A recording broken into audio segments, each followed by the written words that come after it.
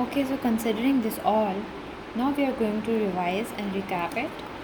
So the thing that is ectodermal in origin is the enamel organ. The thing that is ectodermal in origin is enamel organ, and the structures, those are ectomesenchymal in origin, or they are connective tissue based. They are what?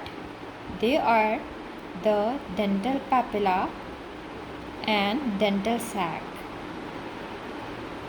So it means that the things that are originated from the ectoderm, they are going to form the outermost layer of the tooth structure, that is the enamel. And enamel is what? It is a hard tissue. It is a harder structure. All right. So the thing that is going to, it is derived from the connective tissue. It must be of a soft tissue structure, and it is going to form what? The dental papilla is further going to form dentine and pulp of the tooth structure, and the dental sac, it is going to form the supporting structures. Those are cementum, periodontal fibers, periodontal ligaments, and alveolar bone. So the structures, they are of the connective tissue nature. They are basically the soft tissue structures, and they are the supporting structures. They are originated from the dental sac, cementum, periodontal fibers, pedial ligaments, and alveolar bone. So the morphologically, ideally, if we look at these structures, then we are going to devise it that this was the initial bud stage of the enamel organ. So in the initial bud stage, the enamel is looking like a flower bud. So the morphological stages, that is a bud, later on it is going to increase in size and shape. It will be the cap stage, and then it will be of the bell stage or crown shaped. Alright, so these are based on the structural differences and the structural rearrangement of the enamel organ. So the bud, cap, and bell shaped are based on the enamel organ. So this was the overview. So now we are going to study in detail the bud stage, cap stage, and then the bell stage, and the series of events happening in these all. When we look at the bud stage, here I told you previously that there is an invagination of the ectoderm in the connective tissue. This was the dental papilla, this was the enamel organ, and marginal condensation of the dental follicle or dental sac was occurring, that is enclosing the enamel organ and dental papilla. So if we look at the structure of the enamel organ, here at the sides of the enamel organ's wall, there we can see there are the low columnar cells. So the type of the cells are low columnar cells, and inside there are the polygonal cells. So in enamel organ there are the polygonal cells and there are the low columnar cells. So if you are asked what are the series of events occurring at the bud stage of the development of the tooth structure, then we are going to say that peripherally there are the low columnar cells and medially there are the polygonal cells in the enamel organ. And there is the condensation of the cells, condensation or clustering of the cells. These cells are the ectomesenchymal cells for the dental papilla. This is the event that is occurring in the dental papilla. And there is the marginal condensation of what? Fibrous tissue in the dental follicular sac. So these are the events, they must be included in the bud stage. So now coming up onto the cap stage. This is a bit complex in the bud stage previously that we have studied. In the cap stage, now when we look at the enamel organ, the shape and the size of the enamel organ both are increased. And now we have the 3 type of cells instead of the 2 type of the cells. So the cells that are peripherally present At the sides of the enamel organ, they are the outer enamel epithelial cells. Alright, so just do it with me. The cells that are peripherally arranging in the enamel organ, they are the outer enamel epithelial cells, and the cells at the base of it are the tall columnar cells. So outer enamel epithelial cells, these are cuboidal in nature, cuboidal cells, and inner enamel epithelial cells, these are present at the towards the concavity of the structure. The outer enamel epithelial cells were cuboidal and they were present at the convexity of the structure, and the cells, these are inner enamel epithelial cells, they are towards the concavity of the structure, and they are the tall columnar cells. So far we have studied two types of the cells: outer enamel epithelial, inner enamel epithelial. Outer were cuboidal and inner were peripheral and tall and columnar. And medially, those cells were polygonal, and now they have converted from polygonal to star-shaped cells. These star-shaped cells here are basically known as the stellate reticulum cells. So what is the story of the stellate reticular cells? I will tell you this later about the stellate reticular cells. Okay, so in the dental sac, now we are seeing in the dental sac there is the more fibrous condensation, increased proliferation, and more denser, it's denser marginal condensation. Alright, so what is happening in the dental papilla? It's very important. In the dental papilla, the ectomesenchymal cells have arranged themselves in a clustrous form. They are clumped together, or they are in clusters. Now there is the neovascularization. It's a process of the formation of the new vessels, or the smaller vessels are formed. This process is known as neovascularization. The formation of the smaller capillaries is happening inside the dental papilla. Why? Because this dental papilla is going to provide the nutrients to the tall columnar cells. And what is the function of the tall columnar inner epithelial cells? They are going to convert into the ameloblasts. And what are the ameloblasts? These are the cells that are responsible for the formation of enamel. So I am repeating it again, that in the dental papilla at the cap stage, there is the formation of the small vessels. These are the blood vessels, and the function of these blood vessels is to provide the nutrients and oxygen to the cells. These are to the inner enamel epithelial cells, and these inner enamel epithelial cells inside the enamel organ, they were the tall columnar cells. Why they are going to provide the nutrients? Because they are going to convert them into the ameloblasts. Those are the enamel forming cells. Alright, so at this point I left one thing, that was the stellate reticular cells. Alright, so stellate reticular cells, let me draw them here. These are the star-shaped cells. Polygonal cells, they were previously the polygonal cells, and now they have converted into the star-shaped cells. The word stellate means stars, and reticular means the network. These cells present with the long processes along with them. These long processes are known as reticula. That means the network. And the star shape means stellate. So it's the name of these cells are telling you guys that stellate reticula means star shaped network.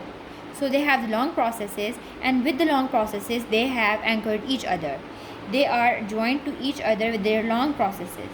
And why these polygonal cells are converted to stellate reticular cells? Because under the osmotic pressure, there was the osmotic pressure. This osmotic pressure has driven all of the water outside of these cells, and now these polygonal cells are undergone shrinkage, and with the shrinkage they have converted in the stellate reticular cells, or they are collapsed. What is the function of the stellate reticular cells? So this is a very important thing. The function of the reticular cells, stellate reticular cells, is to provide a cushioning effect. The cushioning effect, why?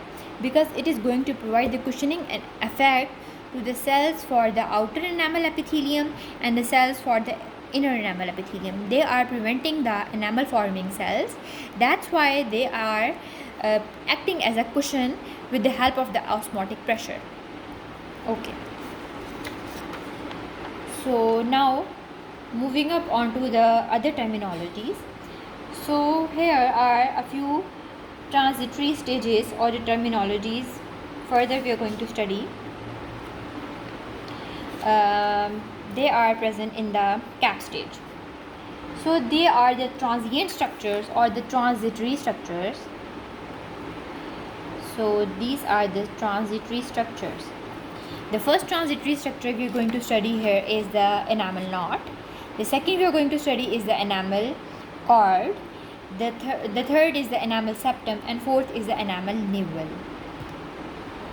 So as the name indicates, enamel knot means a cluster of something.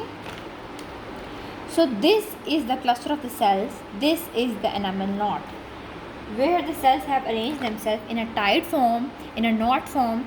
This is the enamel knot. So the other name of the enamel knot is the Ahren's knot, Ahrens. Okay, so this is the Ahren's knot. That means there is a clumping or clustering of the cells, cluster of cells. Now the vertical extension of the cells from the enamel knot is known as the enamel cord. This is the vertical extension of the cells. This is enamel cord. This was enamel knot. So what is enamel septum? Extension of the cord. Alright, this is the extension of the cord, extension of the enamel cord up to the outer enamel epithelial layer. This was the outer enamel epithelial layer, and the extension of the enamel cord to the outer enamel epithelial layer is now known as the enamel septum. The word septa means to divide. So what is the function of the enamel septum? You can see here. So in this area there are the stellate reticular cells. So the enamel septum is basically doing what? It is dividing the stellate reticular cells into the two segments. That's why it is known as the enamel septum.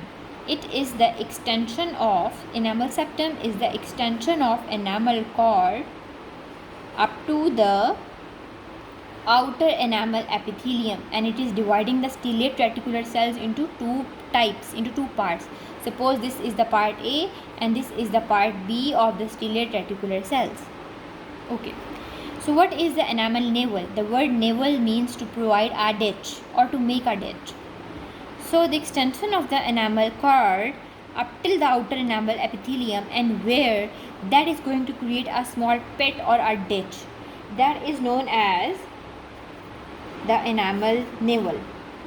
Alright. So now we have another thing.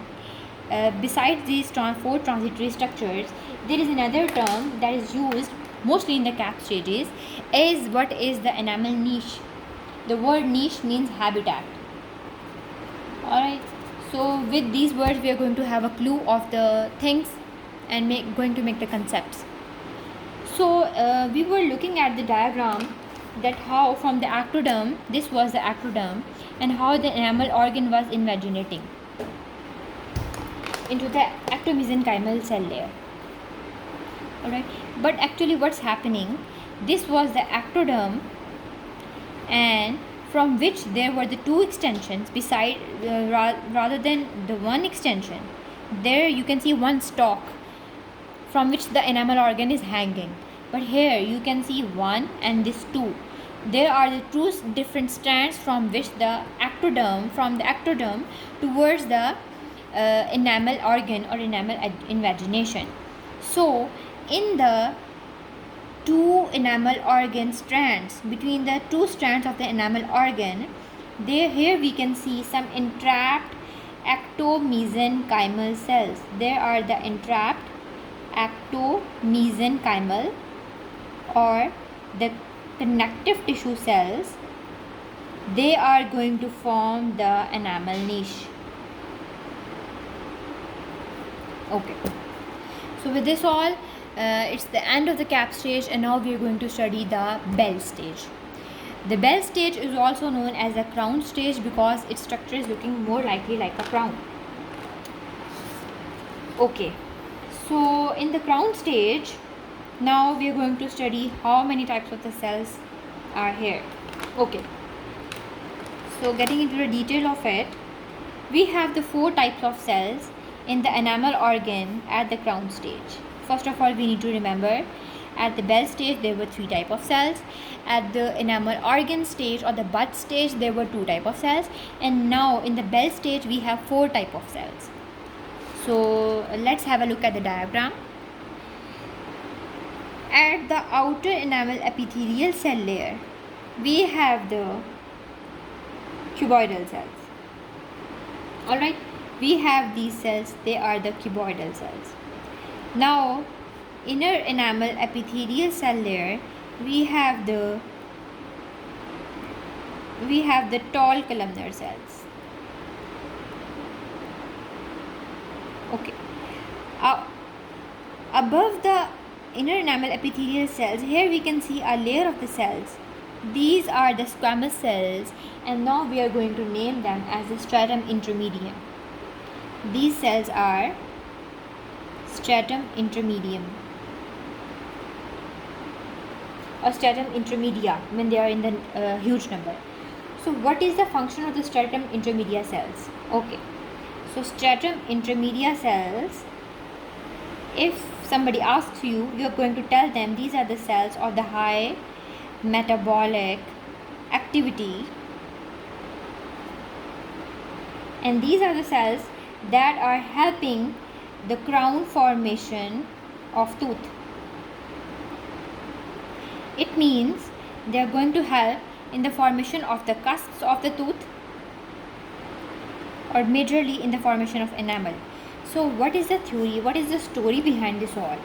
That these squamous cells or the stratum intermedia cells, they are going to join with the inner enamel epithelial cells, and they are going to form the cusps of the enamel, and they are going to form the outer hard structure.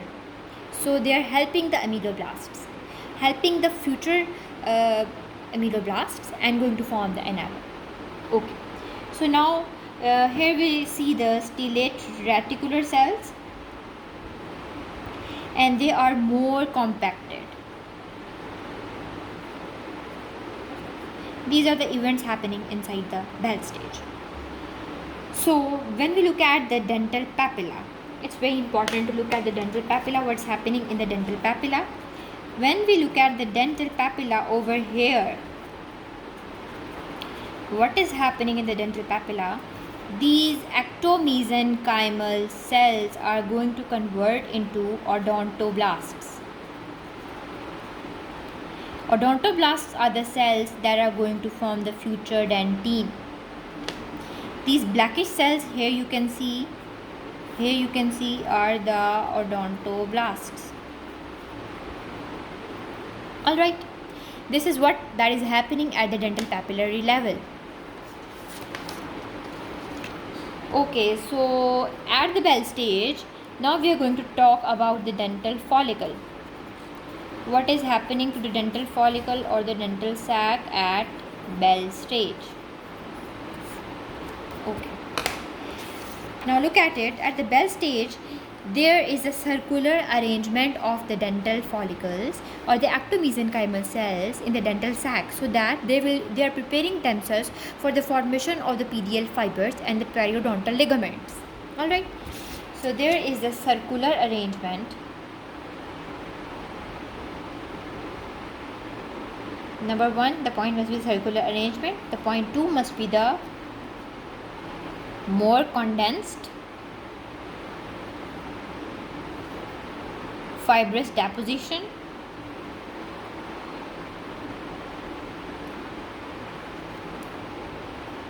preparing pedial fibers for the future root formation.